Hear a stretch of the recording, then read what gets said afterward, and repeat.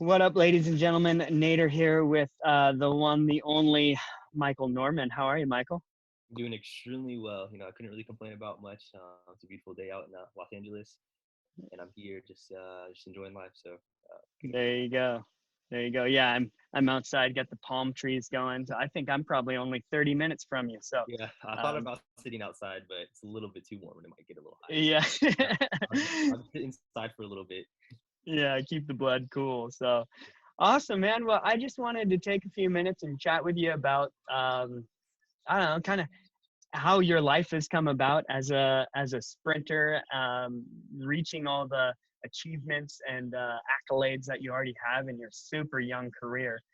So I wanted to start with something fun that I didn't Okay. really know about. I started looking you up and whatever else, and I knew I heard about it, but forgot. So you got your start with Time Machine Track Club, correct?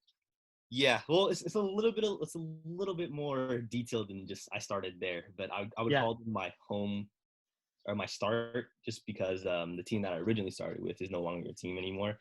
But Okay. the year before I went to Temecula Time Machine, I was actually on a team called Murray the Mavericks for that one season, and then they disbanded, and then I joined Temecula Time Machine.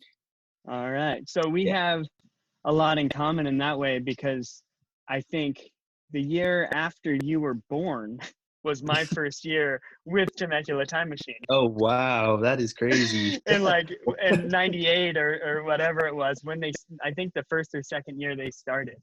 Wow, that is actually crazy. I didn't even Yeah. know the Time Machine was around that long. Yeah. Well, the funny thing is they're around and they were like, I think everybody on Time Machine was an endurance runner. Oh yeah, like long Like distance. 800-mile and mostly cross country. And so Yeah. I think I was dubbed the very first sprinter to do like 100 and 200 for Oh, Time Machine. that's crazy. The crazy part about that is like when I joined Temecula Time Machine, it was like mostly distance oriented, and then just like a few people that who played football, and a couple of my friends also sprinted as well. So they kind of got like a little sprint crew going on, which was actually pretty cool. That's awesome. So how did I mean you were at the Mavericks for a hot second, then went over to Time Machine, and how did Yeah, running youth club track um, what did that do for you, and how did that kind of shape who you are and what you've done so far? I would say youth track. It kind of started my love for track and field. I would say like my first year ever running, I kind of got hooked to the process of track and field. I just don't know what it is. Actually, I do know what it is about it. I'm a very competitive person. Track and field is a very competitive sport, like other sports. But the one unique thing about it is it's more individualistic. So not really knowing that then, but looking back now, I could see why I fell in love with the sport because, everything that I did would kind of change my own performance. I wouldn't have to like, feel guilty if I missed a free throw or something like that, or like let the team down because it was just about me, quote unquote, minus, a few couple team aspects of the sport.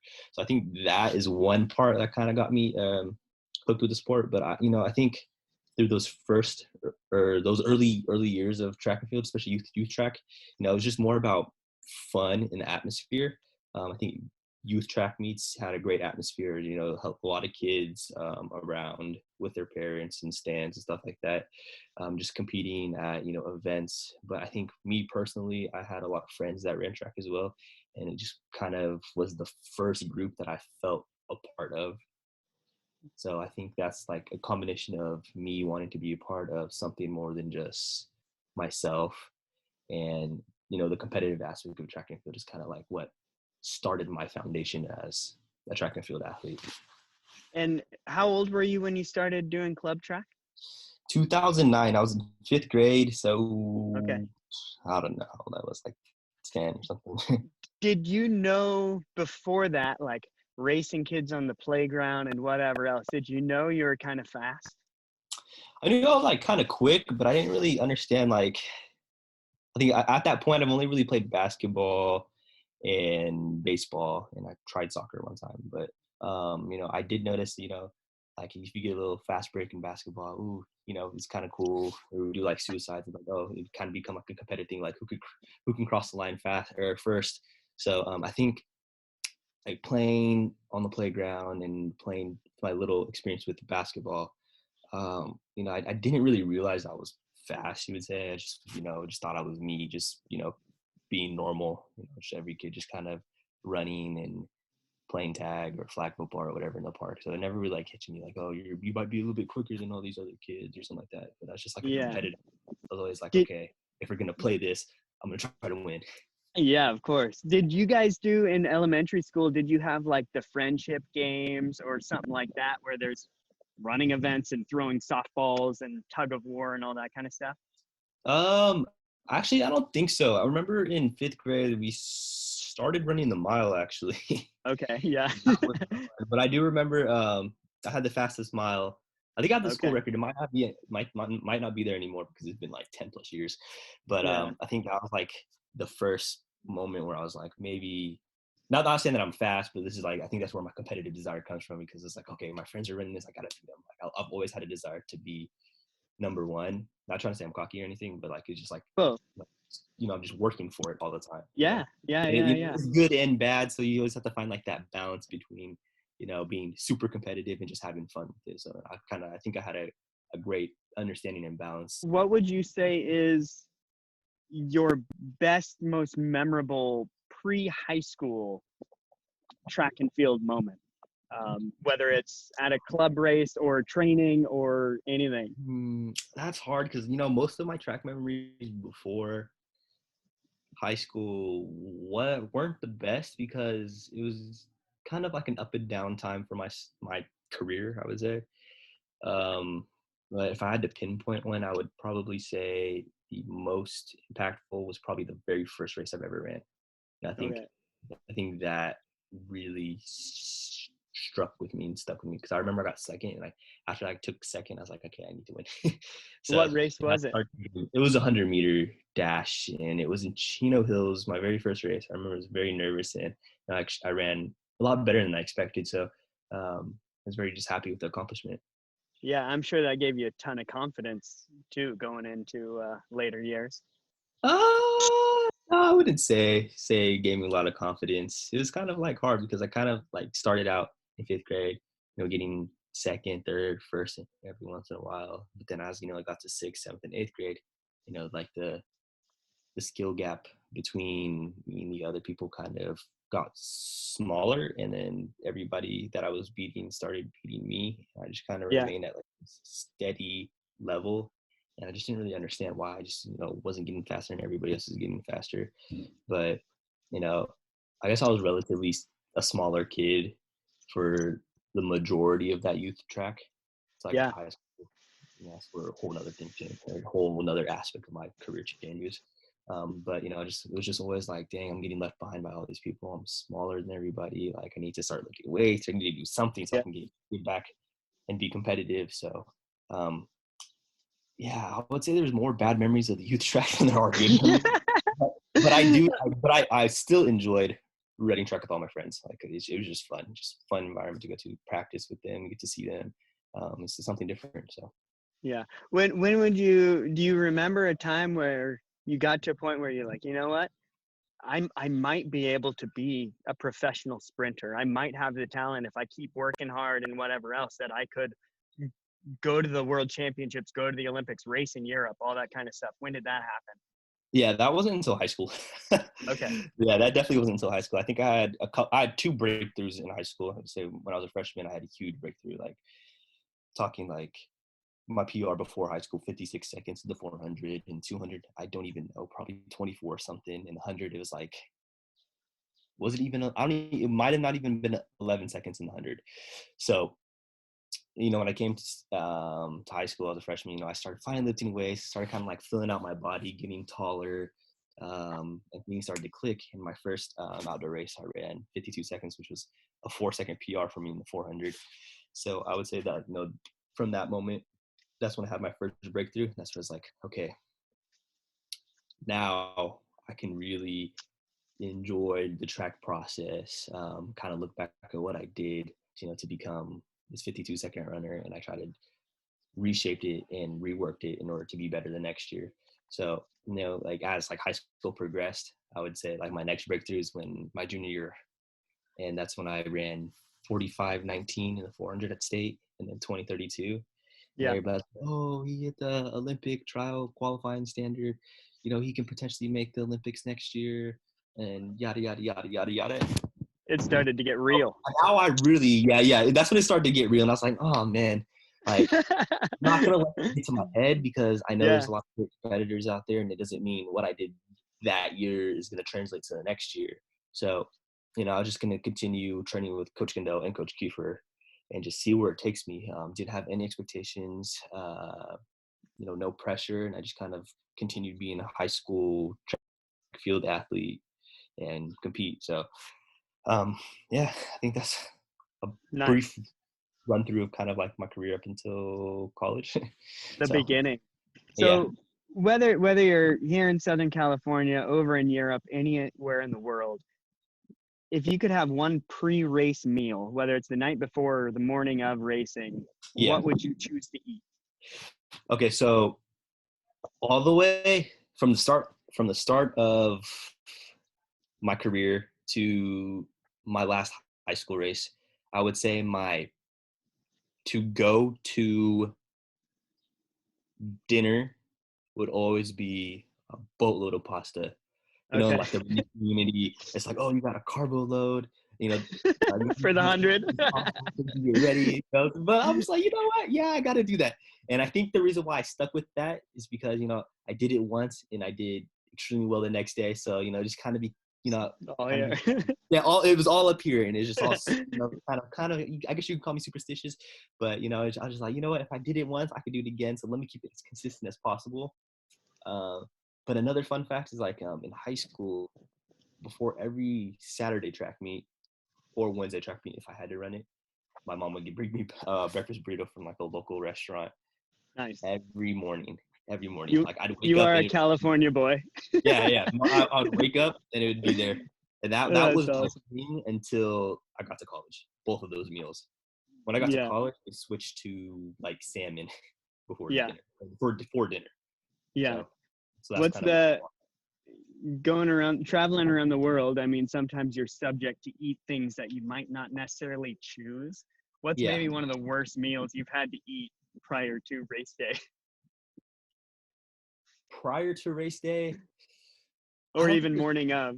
I don't even think there's any bad meals prior to race day. That's Just good. because I look at everything, I'm just like, okay, on race day, I kind of get like, a little anxious. So it's, the more bland the food is, the easier it is for me to eat.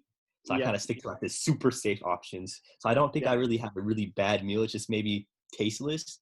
But I will say, overseas, and I'm open to trying things. I was at a French restaurant with my agent. He was like, oh, I love this stuff. You gotta try it. It's frog gras, and I was like, sure. What is that? He's like, it's duck liver. And I was like, I'll All give it a right. shot. And I was with another athlete, and I'm just like, grabbing a little bit, put it on the bread, taste it. And I'm just like, mm, that's nasty. He said, just try it again. Try it one more time. I was like, all right, I'll do it one more time. So I do a little bit more, put it on the bread again. I eat it. I'm just like, this is disgusting. It tastes like Yeah. hot. I'm like, I don't want this. This is so nasty. I don't know what the heck it is. It's so gross. I can't do it. So Yeah. after that But experience, I've kind of been pretty picky when it comes to eating overseas. I find it more enjoyable when I like or traveling overseas. I find it more enjoyable when I like the cuisine. So yeah. For sure. I wouldn't say I'm a piggy eater, but sometimes it's tough. Yeah. Well, you know what you like, and I think that helps in general. Yeah. You in high school you had some big breakthrough stuff like qualifying for the Olympic trials, and then you chose not to go professional and do the college stuff and whatever else. In high school at that moment, and even in college before going professional, I'm sure you had an idea of what you thought being a professional runner would be like, sprinter. Is it what you thought it would be like, or is there a lot of difference, or what's that like? It's totally different. I would say like the reason why I decided to go to college and kind of take that step instead of just going straight to the professional world is I think like As an athlete, there was two things on my mind coming out of high school. It was okay. First of all, I need to set myself up for a future, and I know my dad wants me to go to college, so I know if I dip my toe into college and I start it, I'm going to have to finish. So that Yeah. was the first thing that came to mind. But training with Coach Kendall and Coach Kiefer, um, the great thing about them is they never gave me special treatment, Hmm.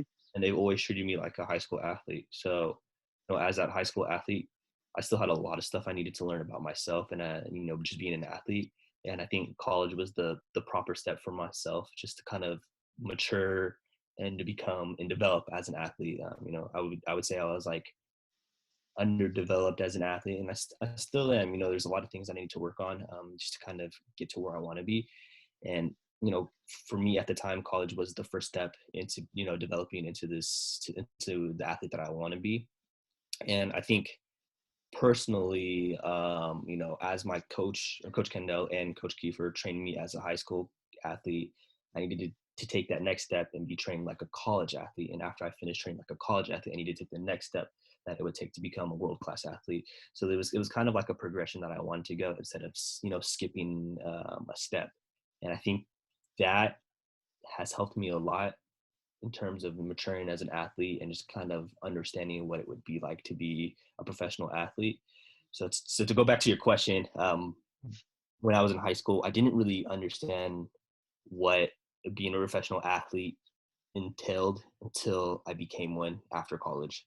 It Yeah. was like a night and day difference between college and being a professional athlete. Yeah. So So what would you say, you had an idea of what you thought it was, but what are a couple key things that are different and help that you have that foundation of growing up from high school to college and being a professional? yeah, so in high school and college, similar, at least in my case. I had my parents and my coach to hold me accountable to do certain things, but I was very self-motivated and self-driven. So there's little things that my parents nagged me to do. I didn't have a problem doing it because I know that I wanted to be the best athlete I could. Hmm. College, it was a balancing act between your social life and your athletic life. It's kind of hard to stay responsible, make sure you're doing the right things, holding yourself accountable, and kind of doing what the coach wanted you to do, given the extreme loads in training, schoolwork, and just like other aspects of your life. So it's kind of like yes, we're here to hold you accountable, but you have to learn to manage some of these things on your own. And then when you Yeah. go to college, it's basically you're on your own. You still have, or I'm fortunate to still have, the support system that I had in college, but it's more about myself, holding myself accountable, making sure I'm doing everything I need to do to be the best athlete, versus my coach micromanaging my life, because um, they feel I have developed into an athlete, a professional athlete now, who needs to be able to understand what I need and what I need to take care of to continue training and performing at my best. And that took a little bit of time to kind of find that adjustment. But now that I have a year under my belt, I have a pretty good idea, clear idea inside of what I need to do to prepare myself for practice, meets, and anything that entails track. Yeah. And going to those big races and being around, I mean, I'm sure a lot of athletes you've idolized in the past few years as athletes. Do you watch them and learn from them and pick up kind of tips and tricks and techniques of how to do stuff in the locker room, how you come out onto the field before you setting your blocks up? Like, are you learning a lot from them as well? Yeah, I would say I learned everything from my coaches. I Yeah. have two Good. coaches. They're two complete different people. They work very well with each other. We have a really good relationship of kind of determining, you know, when to kind of butt into like my training. So Yeah. like one day I would say like Coach Carroll would really be focused on, they're both very technical coaches, but one coach is better than the other coach at critiquing certain technical aspects of running or racing. So they work very well in like teaching me, giving me the correct information that don't really conflict with each other. Yeah. So But going back to your question, I would say, we do a lot of film and video. So, especially with Coach Watts, so he'll find a prime example of something that he wants me to try to replicate in my own um, kind of style or way, and we'll kind of like focus on that certain aspect. So if it's like, driving to 30, he wants me to be extremely aggressive or like low, or make sure my angles are right. We'll focus extremely hard on just that component. And then once we feel like he's gotten a pretty good, or I've gotten a pretty good handle of it, he'll stop kind of like micromanaging it, and we'll start working on the next thing. So I would say we use bits and pieces of all types of runners, from previously and now, to kind of shape everything I do. Yeah. Very cool. Not one athlete does something the best. I think it's everybody does something better than somebody else. So you look at who does it the best, and you try to replicate. Yeah. Very cool. When you put on your Nikes, do you put on your right or left shoe first? Honestly, for a second, I had to think about that, because I'm like, I'm like, if I put a shoe on, what do I do? I would typically put my right shoe on, but Okay. it depends.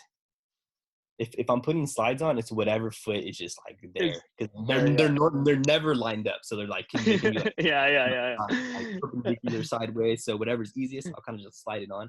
But if I put my track spikes on, I think I always put my right shoe on first. All right. I agree. I'm the same way. I'm sure most people are. Yeah. Never really thought about that. Yeah, right? Yeah. So traveling is difficult as an athlete, because you're not just traveling around the world to go enjoy yourself, and you got a couple days to acclimate and this, that, and the other, but you're there to get a result, and do your job, essentially. So what is one of the most important things you would say you do to travel correctly and show up ready to get the results you want? Yeah, it took a lot of trial and error, but I found a routine that I've worked relatively well. Still needs a little bit of tweaking. I think college kind of started me there. I started building my foundation of how to kind of travel as an athlete. College was the first step, and then professionally it was a whole new ballpark. I would say for me to be as successful as I can be on the track overseas, what I need to do is to remain as consistent as possible. So whether if that's getting the same amount of sleep or going to bed at the same time every night, that's what, even when I'm overseas, making sure I'm still eating nutritious meals with enough protein. I think that's important for me as an athlete, and just kind of understanding how much strain travel actually has on your body, and not to kind of rush into a workout when I land. So like those are like I think the most important components of travel that has been, or those are the three most like essential things I need to be mindful of when traveling, just because of how difficult it can be. And I have like little tricks in here and there, like how to go to sleep at a certain time, or how to make sure to eat, certain foods, or what to bring. Yeah. I can kind of like touch upon that. Like for me, it's not hard for me to go to sleep overseas. It's hard for me to stay asleep. Yeah. So when I go to sleep, I started bringing melatonin. Just eat like one before I go to sleep, and it typically helps me just sleep at least a solid 8 hours straight. And then after maybe like a day or two, I'll be kind of acclimated enough where I can just like sleep through the night. Also, when it goes to traveling and sleeping on schedule, I think leaving a little bit earlier than necessary is important for me, just because sometimes I can adjust like this. Sometimes it takes a day or two. When it comes to eating, I learned to pack a lot of snacks, because it's very hard to find what you're used to overseas sometimes. So just to be prepared for the worst, and to make sure you have your high nutritious snacks or whatever you need to compete, handy, so you're not scrambling for food. Yeah. Then what was the last thing I said? What are some of your go-to snacks you take with you on the plane, or if you're gonna have a layover or whatever? Yeah, so I try to bring I kind of drink protein shakes on the plane. So I look for them in international terminals, but they're hard to find and they normally have dairy in it. So I try to stay away because I don't want to have a messed up stomach on the plane. Yeah. But in terms of snacks, I try to go with like trail mix, RX bars, like almond butter, high protein snacks that can kind of cover my basis on the protein amount just in case, I'm still hungry or that I need to snack a little bit. Um, yeah, those are probably my favorite to go to Yeah. snacks. Do you drink airplane coffee? No, I don't drink coffee. I don't You drink don't drink coffee at coffee at all. all. No. They always like coffee. I'm like, no, just water, please. Yeah, yeah. I never liked airplane coffee, but then it almost became like something I had to do whenever I was on like a 9 or 12 hour flight getting Yeah, somewhere. I'm like, I just need to do it. It doesn't really taste good. I just want a cup of your mediocre airplane coffee to make it feel like I really traveled that far. yeah. So For me, it's just like, no, I'm okay with the water. But thank you. And then I'll just kind of sit there and either, well, at the time it was do homework or some type of work, or now it's just watch a movie or play a game and then fall asleep and then try to sleep through most of it. yeah. Are there any heroes, mentors you have that weren't professional athletes, um, but taught you how to be a better athlete and a better person as you're getting into these more higher levels of competition? So, ooh, that's not a professional athlete. Hmm.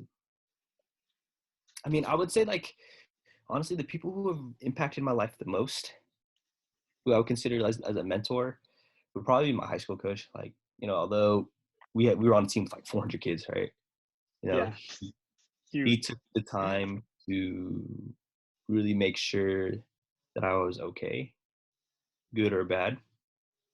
And I think, the advice he's given me through high school, I still live by today, especially when it comes to competing at a high level.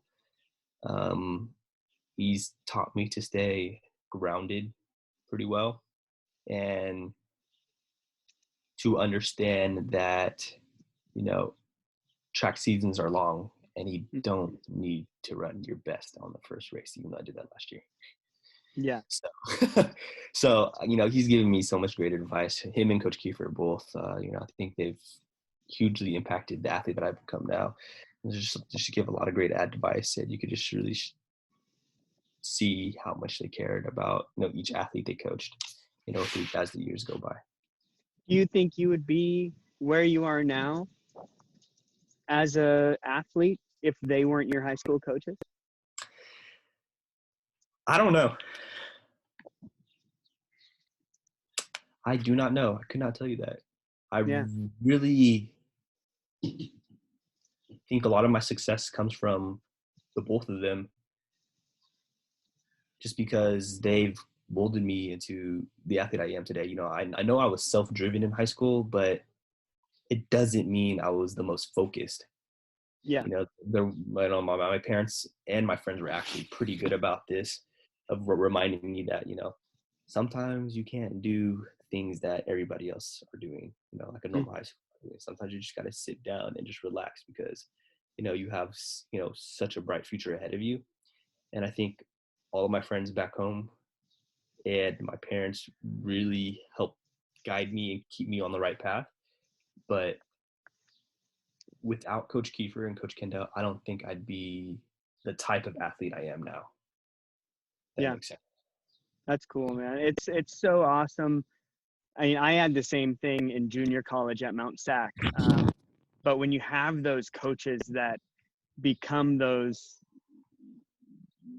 family figures and just giant mentors in your life at such a monumental time in high school and just after high school, it really makes a huge difference. So I mean, obviously I know Coach Kiefer well, but it's cool to hear that a high school coach has that kind of impact on their athlete and on I'm sure all 400 of the athletes at Vista Marietta had some sort of positive impact from those coaches. So that's pretty awesome. Yeah. Yeah.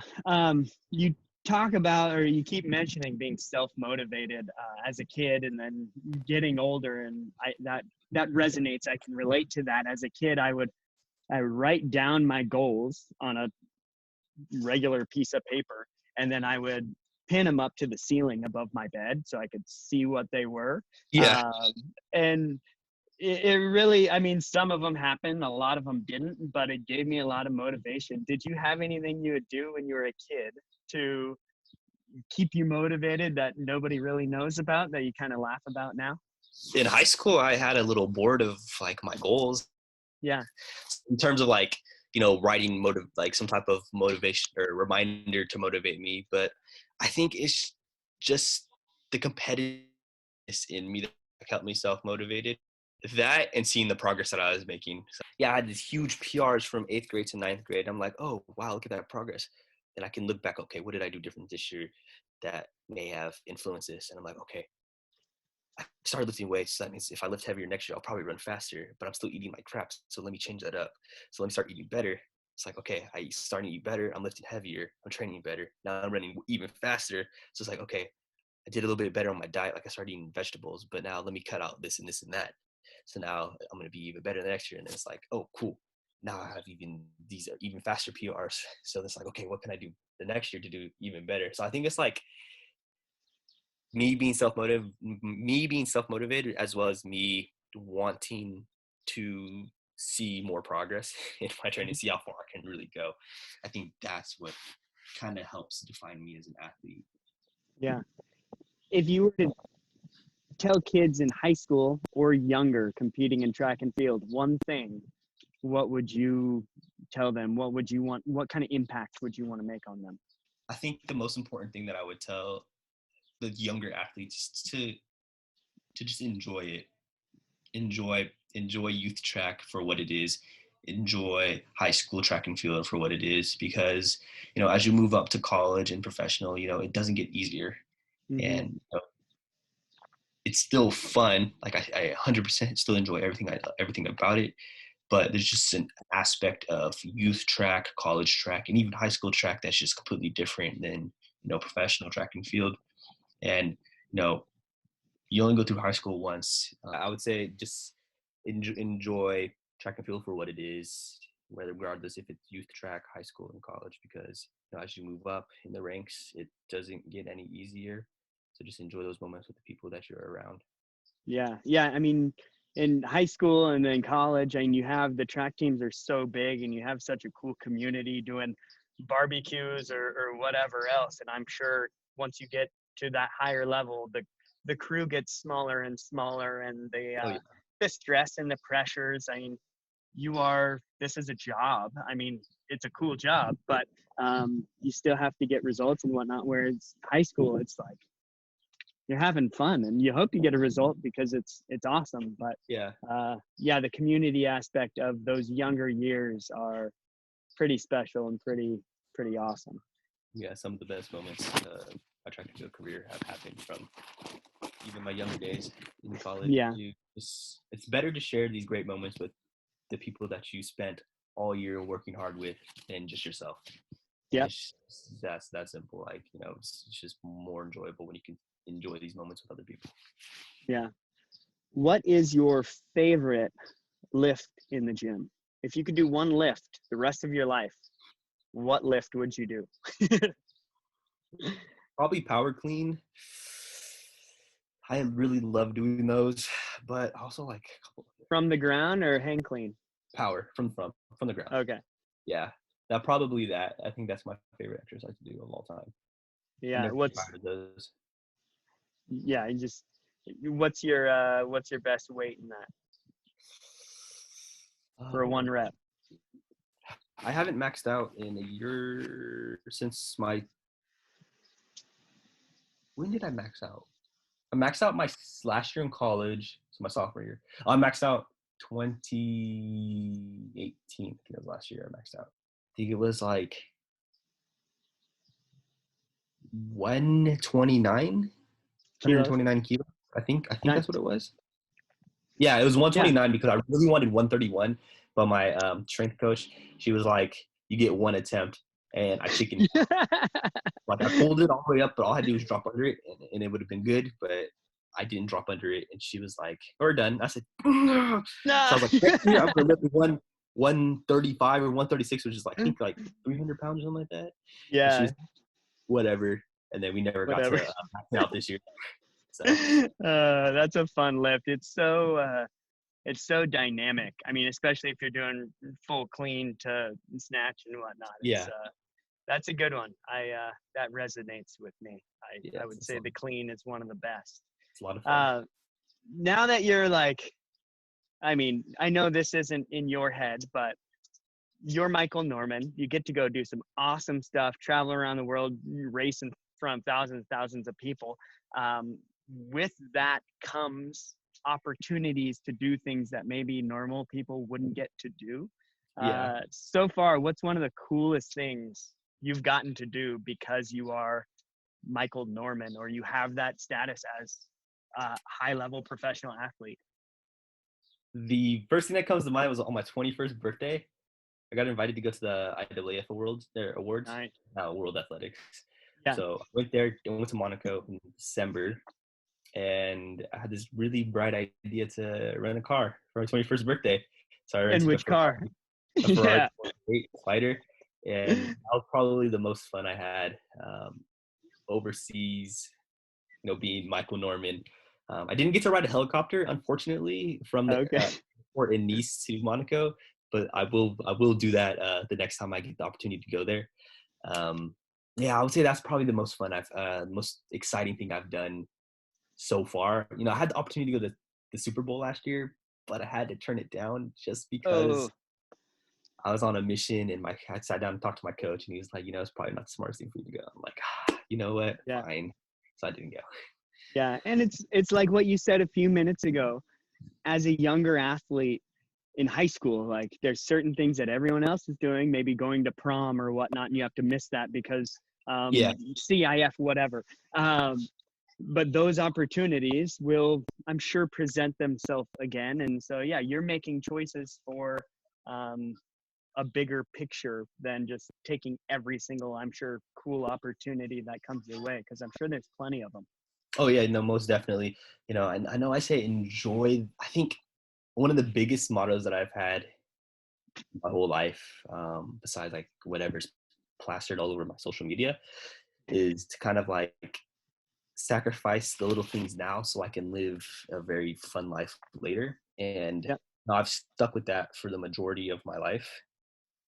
Not saying I don't do anything fun, but I just kind of remind myself, like, hey, like if I just do everything I need to do now while I can still compete at a high level, then I'll set myself up for a more enjoyable life after, and I can do all these fun things that I couldn't do while I was competing. So right now, between the ages of now 22 to whenever I retire, it should all be focused about track, Yeah. and get married, that too. But Yeah. yeah. When that time comes. And Yeah, but I mean, I'm too young to be. and I mean, I'm sitting here, I'm almost 34, so I'm not like old, but to compete as a professional sprinter into your 30s, like that's a really long career. And to think Yeah. you're only 30 though, you have so much life to live and so many cool opportunities to come. So I commend you on that. I think that's an awesome mindset to have. Sacrifice a Mhm. little now, and it will pay dividends, I'm sure, in the future. So Oh yeah, most definitely. yeah. Um, what else? Oh, this is a good one. If you were to get rid of either the 200 or 400 and replace it with the 300, which one would you get rid of? Oh, the 400. For do less? I don't know. The 300 hurts though if you run it just It's full gas. but I had to replace it for the 300. I'm just saying that because it's shorter, and I Yeah, feel like 300 is just like that'd be like the perfect event for me, just because yeah, that's where it's just I don't even know how would you run a 300? It's basically all out the whole time full almost. gas. Yeah, it's a It's just yeah, 200, but 100 a meters little bit longer. extended. Yeah, so that I guess there has to be a moment in that race where you're gonna have to take a moment and just kind of hold. But man, Yeah, when would that be? Between like the like 100 mark would be kind of that like settle in, and then you hit the yeah. last 150. Yeah, something like that. I couldn't even tell you. But the reason why I picked the 400 is because after about 300 meters, maybe 350, that's when things start to really hurt. Yeah. So I'm just eliminating the pain aspect of the 400 and replacing it with the 300, which is a much shorter event and therefore a less painful event. Yeah. So the 400, yes, it's brutal. Do you, in workouts or before races or after the 400 or whatnot, have you been one to have to lose your cookies, throw up due to nerves or due to just workouts and pushing that hard, or do you keep it together? Half and half. It depends. It depends. It really depends. There's certain workouts that really get me, and there's other workouts that I can go through pretty well.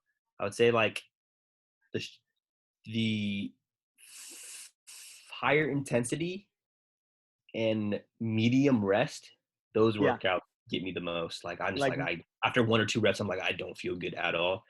But the slower, more controlled workouts with shorter recovery, those workouts are much harder. Body seems to take them a lot better. yeah. So the 150, 200 Yeah, workouts hit yeah, a little heavier. like do even 300s at that point. You Yeah. know, I throw up a lot. Honestly, I throw up Yeah. a lot. I've gotten way better, but it used to be like an everyday thing. But now Yeah. it's like maybe twice a week. Yeah. Uh, when I was asking you earlier about what food you choose to eat, my race day food is always a peanut butter and jelly sandwich because I know I can throw it up and Yeah, go hard and then eat it again and be okay with it. yeah, yeah, It's just yeah. one of those, like, kind of, it's got some flavor but pretty basic stuff. Yeah, like I eat breakfast before I work out. Like I have to eat before I work out. I just don't feel Yeah. good if I don't eat breakfast, and I just eat pretty easy to like flavorless eggs and like maybe toast with like almond butter. Eat that real quick, knowing that I'll probably throw it up, but at least I have the feel that I need now. So, and I don't mind eating it the next day. I can always switch it up a little bit, and it's really Yeah. easy to eat. So, everybody has like their own little tricks that helps them get through these hard workouts and those times where it's like, oh man, I know it's one of those days. Yeah. Um, you've had a ton of success and a ton of amazing results, but with that comes, I mean, disappointed or unexpected results. Um, when you have one of those unexpected results and just difficult times, how do you get your head back in the right spot, and how do you go back to winning races and breaking records again after just being completely shut down? An unexpected result meaning something not planned happened, as in something bad. Yeah, I like, you're favored to get first and you get last, Yeah, like those sorts of things. yeah, those are tough. That's a tough one for I think any athlete. I think what helps the most with times like that is the people you surround yourself. First of all, words of encouragement is always good during those times. But I think what's important is not get caught up on the past and just kind of step forward and start working on the future. So for me, it's okay, depending on the magnitude of it, it's okay to be mad for like a day or a week. But after you finally sit down and say, I'm done being mad, then flush it down the toilet, start working on the next goal. If it's just one base, it's like, okay, watch it once or twice, correct what you did, and then the next opportunity you get to fix it, make sure you fix it. And when you fix it, then it's like nothing happened. But like ending a season on a bad note, that's a little bit tougher. It's a little bit more frustrating, especially if you were projected or something like that. You can take the moment to be frustrated with whatever happened to yourself, but understand that this isn't the end of it, and don't let it bring you down. Use that frustration as fuel for the next year, so when you're starting to work out, you can make sure you do everything possible to make sure that you're not going to be in the same position that you were that previous year. So I think it's just a lot of adjusting your mindset onto the next year and not getting too caught up on what happened in the past. Yeah. Do you work with a sports psychologist or do meditation, or or anything that works for you that helps put your mental state in the right frame of mind? Actually, I don't. Yeah, I feel like I'm a pretty positive person, 93% of the time. yeah, So, I mean, yeah, there may be times where I get caught up like, why am I doing this now? Like, is there even going to be a season this year or something like that? But, hmm I just have great support systems who like, don't get caught up. Always stay prepared, blah, blah, blah. Get your head in the right space because we still have work to do. And then just like that, you just flip a switch and you're back focused. So, I just have people around me who can always just like help me refocus and get back on the right path. yeah, definitely. So one more question, we're gonna wrap up. My YouTube channel is called More, MORE, very basic, and it's Okay. more meaning, more adventure, more fulfillment, more dreams, more challenges, more of like all that cool fun stuff. Yeah. Um, other than the satisfaction of winning, what is your more? What gives you passion, fulfillment to uh, just get the most out of life and keep going and enjoying the journey that you're on? Honestly, for me, it's not about myself. It's about, the people who support me and have always believed in me. I think that's what pushes me past anything else. Just seeing the excitement that comes from them is what makes me the happiest. Going back to my parents, like I've never seen them happier than what they are at like one of my track meets, and I run extremely well. It's like stuff like that, seeing my coaches excited about certain races, just like basically bringing together everybody who supported me and make them feel like they made a huge difference on my performance and that they were a part of it just as much as I was a part of it. I think that community and atmosphere that is created during those very high moments is what pushes me past Yeah, anything else. very cool, man. That's awesome. Awesome words. Uh, anything else you want to add as far as thank yous or shout outs or social media stuff you want to throw out? Yeah, I know. Honestly, I could just huge shout out to Jordan Tesserman, um, one of my closest friends who kind of helped me through my ups and downs of my track and field career. Always has my back, no matter what. Even if I'm not doing what I'm supposed to be doing, or if I'm doing what I'm supposed to be doing, he's always there for me. Shout out to all my previous coaches who've helped shape shape me into the athlete that I am now. Shout out to my parents, of course, because they're my parents. They've always stood up no matter what, even though when we butt heads. And yeah, thank you to everybody who supported me, throughout this career thus far. Without their support, I still wouldn't be the athlete that I am today, and I wouldn't be as driven and motivated without them. If you want to follow me on Instagram, it's Michael Norman22. And if you want to follow me on Twitter, it's just Mike_Norman22. And I try to answer my DMs, but there's a lot sometimes, and Yeah, sometimes I just, get carried away.